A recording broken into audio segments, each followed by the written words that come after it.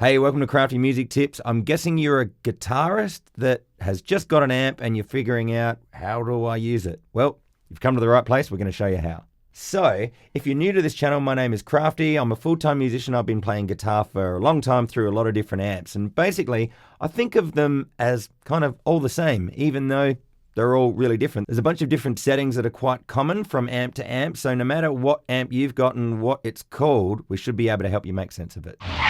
Now, for the bass players out there, if you've got a bass amp and you're wondering how relevant this stuff is, it is quite relevant, but I'm going to do a bass amp specific video as well to help you out, so keep an eye out for that. I'll leave a link below. It's only words. All right, we're nearly ready to start making noise, but first we need to know, what is a guitar amp? Now, a couple of the things I'm going to say might be really obvious to some, but if you're anything like me, it took me a long time to realize that, so a guitar amp needs to have a speaker, and sometimes you can buy them separately. Now, so the word amp is short for the word amplifier, which is an electronic device for increasing the amplitude of electric signals. Okay, so amplifiers are really different to speakers because speakers are transducers that convert electromagnetic waves into sound waves. Nerd! Whoa, look, I know that this isn't science class and you're thinking, dude, just come on, plug in already and start making some noise. Now, I will, but you just need one more quick diagram so that you can understand how it all fits together. Yes, so there is a reason why I'm doing this with my guitar, so that you can see these two things really clearly. Do you know what they're called?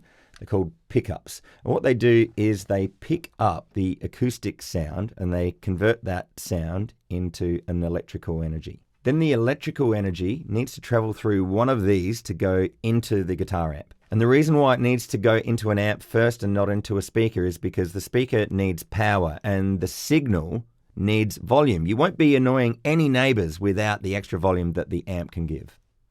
Now, there's literally a huge amount of different amps and speakers that you can get your hands on. If you get what's called a combo, it's where you've got the amp and the speaker combined. By your powers combined, I am Captain Planet! If you're buying an amp on its own, it'll be called an amp head. And if you're buying a speaker on its own, it'll be called a cabinet.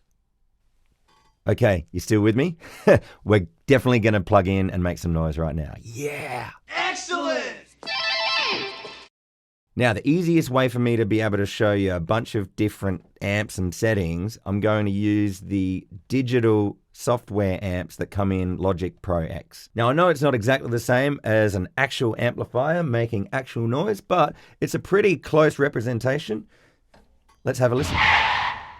Quick side note, if you want to hear me with some real amps in action, well, I'll leave some links below to those videos. Okay, one last thing before we actually do make noise, what we got to do is neutralize our settings. That's on the guitar and the amp. So first things first, just crank up everything on your guitar.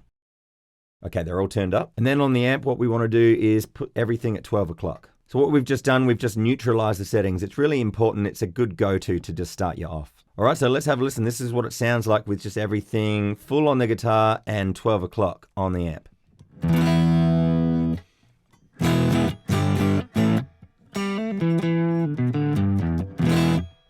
And that sounds pretty good. Now, as well as me giving you the definitions for what all this stuff means, what you need to do every time you come across a new amp, what you need to do is you need to just go through each knob and have a tinker, turn them up, turn them down, and just experiment. Have a listen. What does it sound like if I turn it up? What does it sound like if I turn them down? Well, it is a night for experimenting. I'm going to do that just quickly with this amp, and then I'm going to talk about what they mean.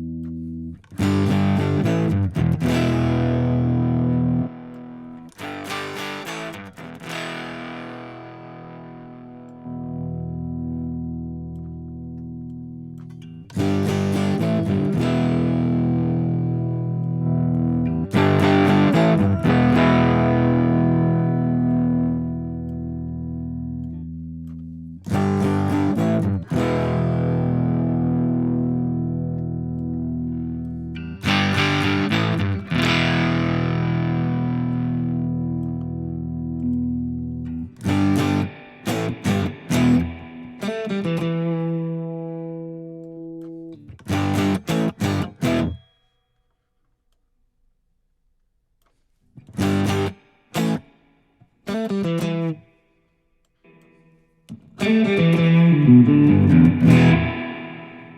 right, so let's quickly talk about what these knobs actually do. Why separate knob? Why separate knob? Now, ordinarily on an amp, what you'll have is two different types of volumes. You'll have the amount of volume that's going into the amp and the amount of volume that's coming out of the speaker. So you've got an input volume and an output volume. Now, on this particular amp, on the left, we've got the input volume. So how much volume that's going into the amp itself is what's called gain. And you notice when I turn it up and down, what it affects the volume a little bit, but it actually affects the tone of how clean or how dirty, how much distortion sound there is. I can turn it down quite a bit and then it sounds quite clean. And if you think, oh, no, but I want it to be louder, well then you've got this over here, this master is the output. So I can turn that up. There we go, now you can hear it more.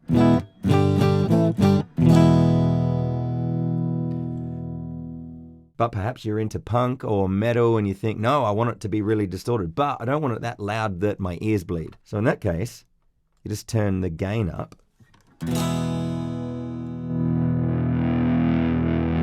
And the master down.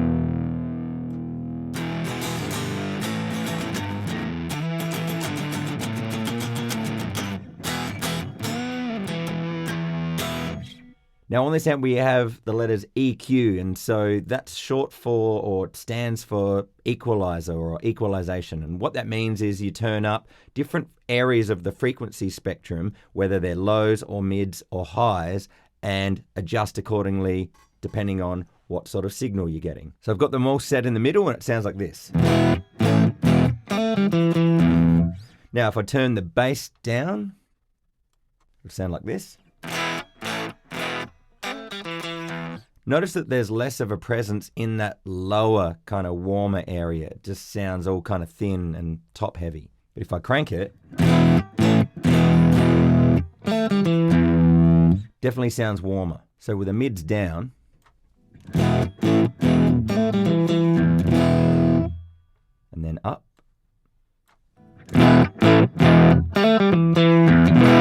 Just making the volume of that frequency area louder, and so if you can hear more of that frequency area, it has a different tonal aspect. This is what it sounds like with the treble down. Treble is another word for highs. And then up.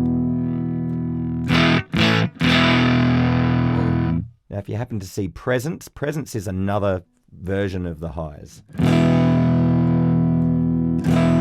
Just a different area of the highs. I'd say it sounds higher than the treble area on this particular amp. Now there's so many different variations that you can have just from those 3 different EQ settings. What about if I have the bass at 2, the mids at 8, and the treble at 4? Definitely sounds different if I do the opposite. Bass at 4, treble at 2, and I don't know, let's go mids at 3. What about if they're all cranked? These go to 11.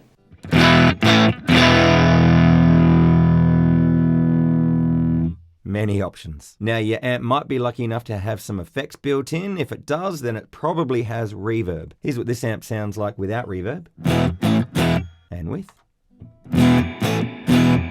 Whoa, it's kind of like it's in a cave. Now I personally always like about this much reverb. It's kind of there a little bit, but not too much. But then if you play in like a surf band,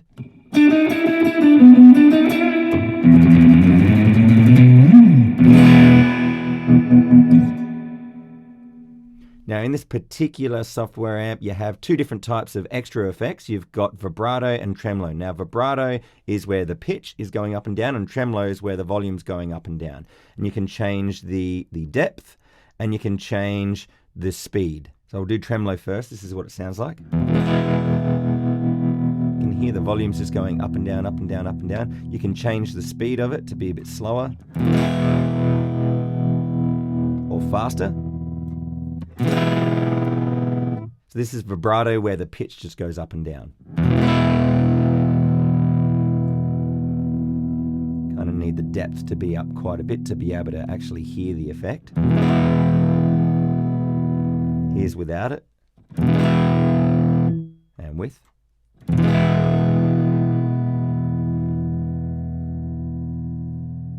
So there you have it. There's how you navigate around the particular amp settings that are on offer on that particular software amp that I've got. Now, what's great about this software amp is you can choose a bunch of different speaker boxes. Speaker box! What we had here was a vintage British 4x12, but what if I go like a 1x15? Let's go back to the other one. So different. What's a 2x12 stadium going to sound like?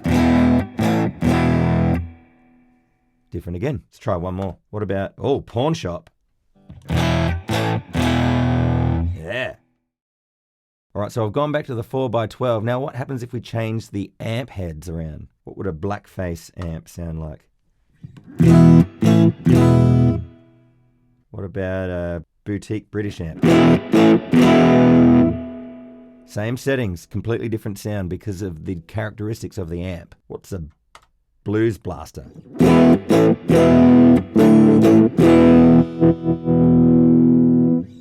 Okay, so I'm back to the one that I started with. Now, if you're thinking like, oh my God, there's so many different options, that's just on the one guitar. I haven't even changed the pickups. Now, so if I change the pickup to be here, that's on the bridge pickup. If I go to the neck pickup, sounds quite different. But then what if I change guitar? That was my Stratocaster. This is my Gibson Les Paul.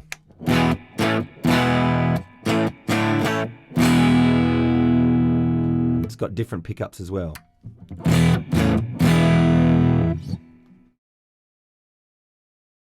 And also, because I can, I've got my Gibson Firebird here. Interesting, hey? It's exactly the same settings, but the different guitar will be a different sound. Every time we say goodbye, I die a little. Okay, so there you go. A bunch of different ways to navigate around your amp to get a bunch of different tones. Did you learn anything? Was it helpful for you? Let me know in the comments below. Now, Crafty Music Tips is available on a bunch of different social media platforms. Go out and follow me there. And if you found this video helpful, I've got a bunch of different videos that you can check out on this YouTube channel. Now, if all that's still not enough for you, I have a free gift to offer you. It's called 5 Steps to Fast Improvement. Now, I don't know if you're anything like me, but I definitely have many times that I can think of in my past where I've just felt like I'm just going around in circles, chasing my tail, not improving in the way that I would like. So it's a free ebook where I give you the 5 steps that you need to follow, because if you're chasing your tail like I was, well then it was because you're not clear about what it is that you need to do in order to improve. I hope that sounds helpful for you. I'll leave a link below. Go click it. My name is Crafty. This has been yet another Crafty Music Tips video. I hope it's been helpful for you. I'll see you in another one really soon. Take care.